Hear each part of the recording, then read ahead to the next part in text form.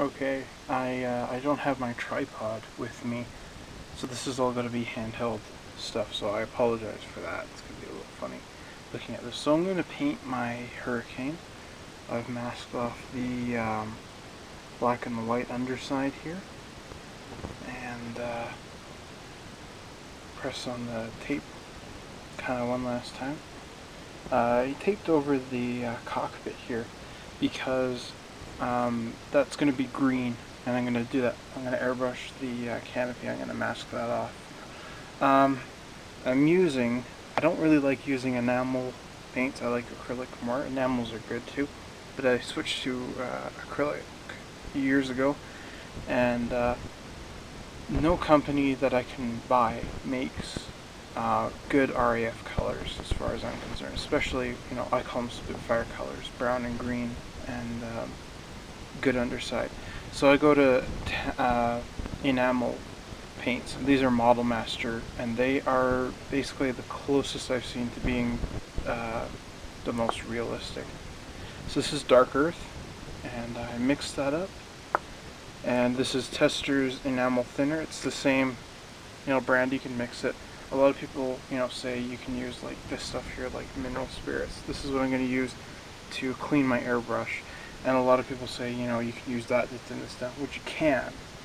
But I much prefer to use whatever the company's thinner is. They seem to just work better, and I run less risk of ruining it. So I've got my paint in here, and it's pretty sloppy, and I'm a little worried about it. So if it is too runny, the easiest thing for me to do is to just add more of this paint in here. Just stir it up a bit, make it a little thicker. And so yeah, I'll show you it when it's done. I'm ready to get the green put on. And that'll be pretty quick. Getting excited now. Okay, so what's happened is exactly what I thought would happen, is this is way too thin. So what I did is I poured all of it back in here, and I poured from the fresh pot here into the airbrush. And so it's a little thick still. It's like almost at the consistency I wanted, but not quite. So what I'll do is I'll pour this into here, and then, because this is already thinned, I don't want to add any thinner to it. So I'll just pour this in here.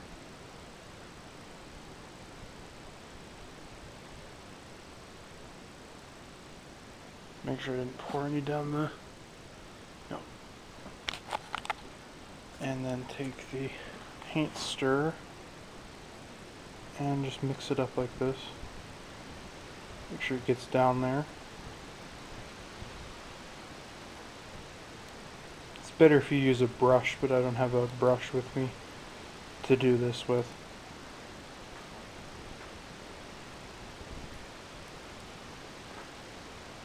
So I'm going to have to clean up quite a bit of a mess here. So I'm going to go test it out and see how it works now, because I need two hands to do this. So okay, I just wanted to do an update on this before I finish airbrushing the rest of this thing. So here's the brown, and it's enamel, so it's going to take a while longer to dry up. But basically what I'm doing is I'm using the airbrush and pulling back the trigger all the way, so it's got like 100% air pressure in it.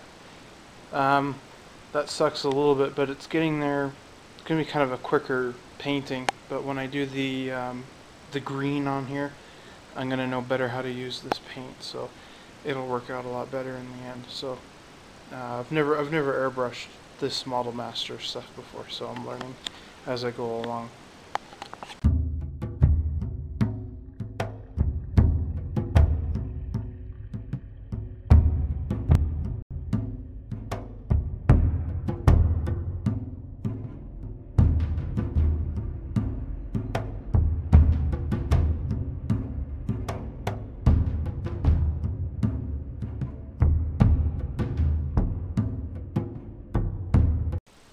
Alright, so the first thing I tried to mask this off was plasticine. I made little worms and I followed the lines where I wanted it to go. And that didn't work. plasticine doesn't have enough tack. I should have used silly putty, but I don't have any. I don't know exactly where to get it in the places where I was shopping today. So the next thing I tried was Micro Mask. This little blue bottle here. But when I painted it on, it was starting to dry. It would make these little zigzags. It wouldn't stay nice and smooth. So I went, well, that's out of the equation. So then I tried actually putting tape down and cutting it out, and that worked to an extent. It was difficult to do. So what I did today is when I was in town, I bought this liquid masking film. I've read about it, and apparently it's supposed to be very good stuff. So I just very low odor. I just got a good whiff of it though. So let's try this.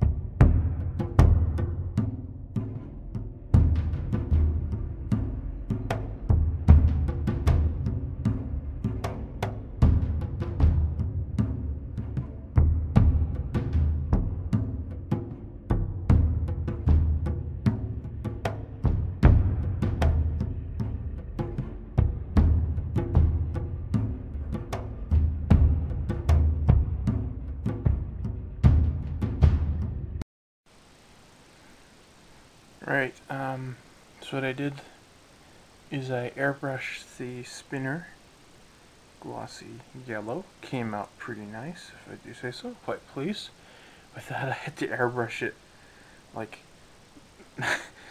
yeah, I can't even show you how far away it is. I was, but yeah, here's the spinner. My hand is like way back here. I had it about a foot away, just spinning it and turning it because my yellow is like so thin. Let's see how this turns out here. This is my main reason. Now, I don't like airbrushing silver, Tamiya silver. I don't like airbrushing it because Tamiya uses little, they call them flakes. And that's what gives it its silver look. So, I'm going to peel this off. And,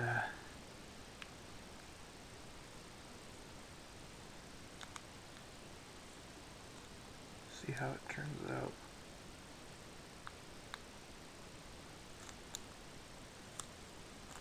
Anyways, these silver flakes, they go everywhere. And so I can easily get it on the black, and that would be really rotten. There it is.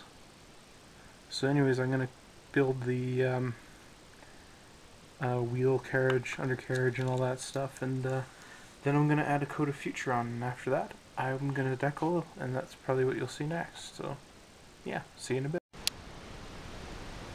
Lego built this big, really beautifully done Sopwith camel. It's like a master collection, whatever Lego wants to call it. And what was really funny is all the comments in the back, you know, you'd read down below. Why does the Sopwith camel have a French flag and British markings on it? No matter how many times you try and correct these guys, you could not convince them that these were the colors of the Union Jack, just simply for the tail markings. I always get a kick out of that because that comes up a lot more when I start, you know, when people who aren't familiar with aircraft ask about, you know, why is there a French flag on the back? So, yeah, of course we know it's not a French flag. So I'm decaling the plane right now, and the decals are again by Cartograph, so that's awesome. And I've got a pin here, and what I'm going to use this pin for, and this is something that I don't know too many people know about, but it's just to punch holes in the decals. In particular, you know, I'm not going to do it like on the rondelles and stuff like that, but where I am going to do it is places like this here, in between the V and the Y and the rondelle. This is where most silvering would occur. So all you do is you just take like a needle. You can even use your hobby knife if it's sharp enough. It's got to be a very nice point to it, and you just poke little holes in it. And you're not, you know, you're not shoving it, you know, through the paper. It's just little holes. And what this does is it does a couple of things. What I'm actually going to do, I'm going to put this in my pin vise so I can get a better grip on it.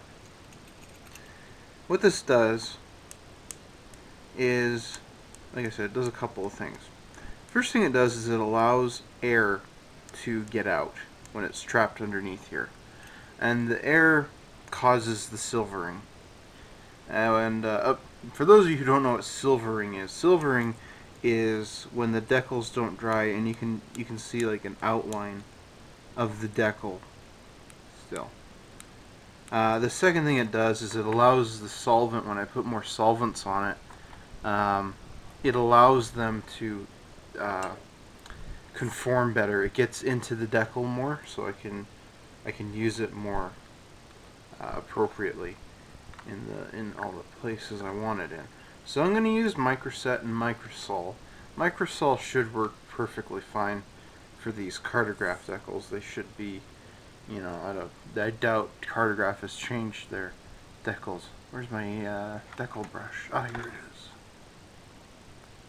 This is my brush, and I keep this little plastic cap on it because it's only for decaling. Oh, they've already lifted off of the backing. There we go. Let's put those there. So I've applied over the whole model a good coat of Future, and it's nice and glossy and shiny now. And let's dab a little Microset on here. And let's see how these guys fit. Now they're supposed to line up right to the back here, like this. Now what microset is, and I've said this before, but I will say it again because there are people who are, you know, watching this for the first time. Microset is kinda, the only way I can really describe it is it's like modeling or decal glue.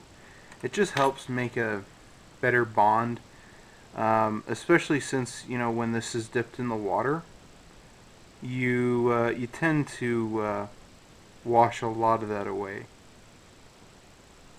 Especially if you have stubborn decals that don't want to move and they need more water.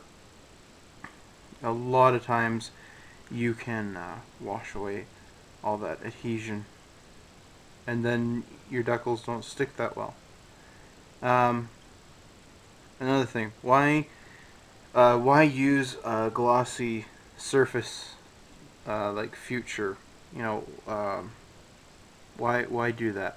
I was curious about this, and I actually read about it, and it was pretty interesting reason what it does. Is Future and clear glosses, just clear glosses in general, gloss finishes dry flat on a microscopic scale, and that helps the adhesion. And so when you get that, it helps the decals, like I said, it helps them stick better than on a matte surface. As well, gloss surfaces also tend to help hide silvering with the decals. They can basically blend in that way. You know, that is... No, those two are not going to work. So I'll have to be right back. I have to get another cotton swab. Those ones are used up and they've become kind of brittle. So I'll be right back.